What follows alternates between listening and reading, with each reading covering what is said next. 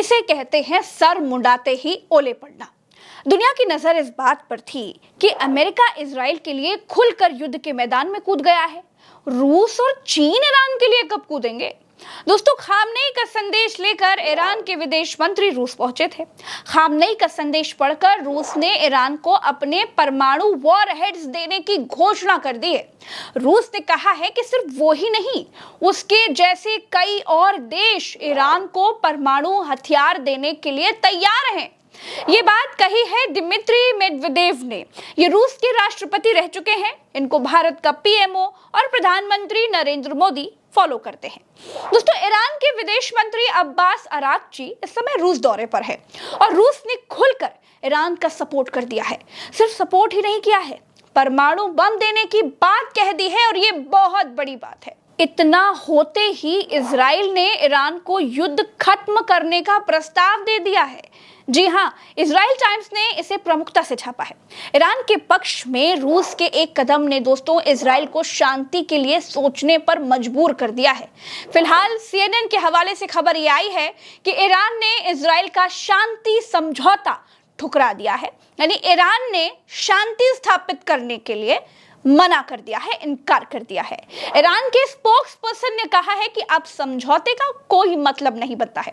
फिलहाल दोनों देशों के बीच युद्ध जारी है। ईरान इजराइल युद्ध में ईरान के भीतर ज्यादा लोग मारे गए हैं और इजराइल के भीतर इंफ्रास्ट्रक्चर ज्यादा तबाह हो गया है। तेल अवीव और हाइफा की ऊंची ऊंची इमारतें कबाड़ में तब्दील हो गई हैं। इजराइल को आर्थिक तौर पर भी बहुत बड़ी चोट लगी है। इजराइल की सबसे बड़ी चिंता यह थी दोस्तों कि ईरान परमाणु बम न बना पाए। इसी चिंता में उसने ईरान पर हमला किया था। अब ईरान को रूस परमाणु वॉरहेड्स देने के लिए तैयार हो गया है। अगर ऐसा हो गया तो इजराइल की सारी कोशिशों पर पानी फिर जाएगा। न्यूक्लियर साइट्स पर हमला करने का कोई मतलब ही नहीं रह जाएगा। रूस ने एक ही वार में अमेरिका और इजराइल दोनों की कूटनीति, कुटिल नीति और युद्ध नीति की कमर तोड़कर रख दी है। दोस्तों, दूसरी तरफ बड़ी खबर ये आ रही है कि अमेरिका ने ईरान पर बीटी बॉम्बर से 3 न्यूक्लियर साइट्स फोर्डो, एस्फहान और नंतास पर जो हमले किए थे, वो हमले अब ढाक के 3-5 साबित होते हुए दिखाई दे रहे हैं, क्योंकि इन पर इजराइल ने ही सवाल खड़े कर दिए हैं। इसको देखिए, ये इजराइल टाइम्स का अखबार है। ये कहता है कि फोर्डो न्यूक्लियर साइट पर नुकसान तो हुआ है, लेकिन डाउट अभी भी बने हुए हैं कि यूरेनियम खत्म हुआ भी है या नहीं। हमले से पहले यूरेनियम किसी और जगह तो ट्रांसफर नहीं कर दिया गया। इसको देखिए, ये इमेज सैटेलाइट इमेज मुहैया कराने वाली कंपनी मैक्सर के हवाले से सामने आई है। ये तस्वीर फोर्डो न्यूक्लियर बेस की है, जहां पर अमेरिका ने अपने B-2 बॉम्बर से 13,000 किलो बंकर बस्टर बम गिराकर बड़े बड़े छेद कर दिए थे। और इसी को आधार बनाकर अमेरिका कहता है कि उसने ईरान के परमाणु कार्यक्रम को ध्वस्त कर दिया है। लेकिन उसके बाद जो तस्वीर सामने आई, उसने अमेरिका और इजराइल दोनों के पैरों तले से जमीन खींच ली। इस तस्वीर को दिखा करके विदेशी मीडिया ने छापा है, अमेरिकी हमले से पहले ही फोर्डो न्यूक्लियर साइट से ईरान ने अपना यूरेनियम कहीं और शिफ्ट कर दिया था। सैटेलाइट इमेज में ट्रकों की लंबी लंबी लाइनें लगी हुई दिखाई दे रही हैं। इसमें करीब 18 ट्रक दिखाई दे रहे हैं। ये तस्वीर अमेरिकी हमले से कुछ घंटों पहले की ली गई थी। संभवतः इन्हीं के जरिए यूरेनियम हटा लिया गया हो। यानी दोस्तों, क्या ये कहा जा सकता है कि अमेरिका का हमला बेकार साबित हुआ? जो नष्ट करने के लिए गए थे वो तो नष्ट हुआ ही नहीं। दूसरी बात यह है कि न्यूक्लियर वॉचडॉग, जिसको अंतर्राष्ट्रीय परमाणु ऊर्जा एजेंसी कहा जाता है, जिसका काम ही है दुनिया भर के परमाणु प्लांटों पर नजर बनाए रखना, उसने ये रिपोर्ट दी है कि अमेरिका ने 13,000 किलो बम गिरा दिया। फोर्डो में छेद भी कर दिए। एक एक छेद 2400 स्क्वायर फीट जितना बड़ा भी कर दिया, लेकिन परमाणु संयंत्र में कोई लीकेज नहीं हुई। दोस्तों, क्या ऐसा हो सकता है कि 13,000 किलो बम किसी परमाणु साइट पर गिरा दिया जाए, विशालकाय छेद हो जाएं और उसके नीचे परमाणु संयंत्र सुरक्षित का सुरक्षित रहे, उसमें कोई लीकेज ही ना हो? ये 3 ही परिस्थितियों में हो सकता है दोस्तों। पहला तो ये कि यूरेनियम पहले ही वहां से हटा लिया गया हो।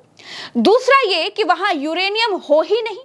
और तीसरा ये हो सकता है कि अमेरिकी हमला सिर्फ दिखावे के लिए किया गया हो, अमेरिकी हमला सिर्फ इजराइल को सांत्वना देने के लिए किया गया हो। दोस्तों, अंतरराष्ट्रीय परमाणु ऊर्जा एजेंसी के अध्यक्ष राफेल मारियानो ग्रोसी ने साफ कहा है कि रेडिएशन लेवल बिल्कुल नहीं बढ़ा है और किसी भी साइट पर बिल्कुल नहीं बढ़ा है। अगर रेडिएशन नहीं बढ़ा तो परमाणु ठिकाने तबाह कैसे हुई?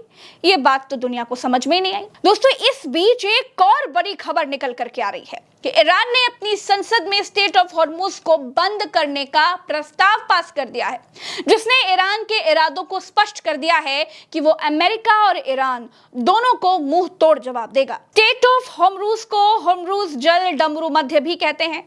ये एक पतला समुद्री रास्ता है जो फारस की खाड़ी को, जिसे पर्शियन सागर कहा जाता है, उसे ओमान की खाड़ी से जोड़ता है और आगे अरब सागर से जुड़ जाता है।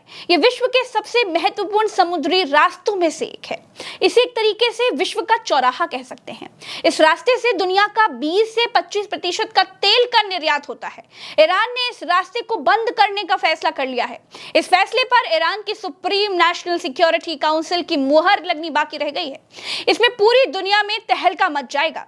पहले ज्यादातर एक्सपर्ट्स मानते थे कि ईरान इतना आगे नहीं जाएगा कि वो रास्ता ही बंद कर दे। हालांकि अमेरिका के एक्शन के बाद हालात बिल्कुल बदल चुके हैं। वहीं अमेरिका के विदेश मंत्री मार्को रूबियो ने चीन से ईरान को जल डमरू मध्य बंद न करने के लिए दबाव डालने की बात कही है। रूबियो ने फॉक्स न्यूज पर कहा, मैं बीजिंग में चीनी सरकार से आग्रह करता हूं कि वे उन्हें इस बारे में फोन करें, क्योंकि वे अपने तेल के लिए हॉर्मुज जल डमरू मध्य पर बहुत ज्यादा निर्भर है। अगर वे ऐसा करते हैं तो ये एक और भयानक गलती होगी। अगर वे ऐसा करते हैं तो ये उनके लिए आर्थिक आत्महत्या होगी। फारस की खाड़ी में स्थित स्टेट ऑफ हॉर्मुज यानी हॉर्मुज जल डमरू मध्य एक ऐसा गेट है जिसका इस्तेमाल मध्य पूर्व से तेल और गैस के परिवहन के लिए किया जाता है। दोस्तों, फारस की खाड़ी के आसपास के देश जैसे ईरान, सऊदी अरब, यूएई, कुवैत, बहरीन, इराक बड़े तेल उत्पादक देश हैं। ये खुले समुद्र तक पहुंचने के लिए हॉर्मुज जल डमरू मध्य पर निर्भर हैं। ये देश दुनिया का 25% तेल जमीन से निकालते हैं। दोस्तों, हॉर्मुज जल डमरू मध्य का नाम इफेरा हुर्मिस के नाम पर रखा गया है, जो फारस के सुल्तान शापुर द्वितीय की मां थी, जिन्होंने 309 और 379 ईस्वी के बीच शासन किया था। स्टेट ऑफ हॉर्मुज के समुद्र की चौड़ाई करीब 100 किलोमीटर है। जहां पर स्टेट ऑफ हॉर्मुज है वहां की चौड़ाई केवल 30 किलोमीटर है और जहाज केवल 3 किलोमीटर के बीच वाले हिस्से से ही निकलते हैं। स्टेट ऑफ हॉर्मुज पर कोई गेट नहीं बना हुआ है। इसे बंद करने का मतलब ये है कि ये ऐलान कर दिया जाएगा कि ये आम रास्ता नहीं है, इधर से कोई नहीं निकलेगा।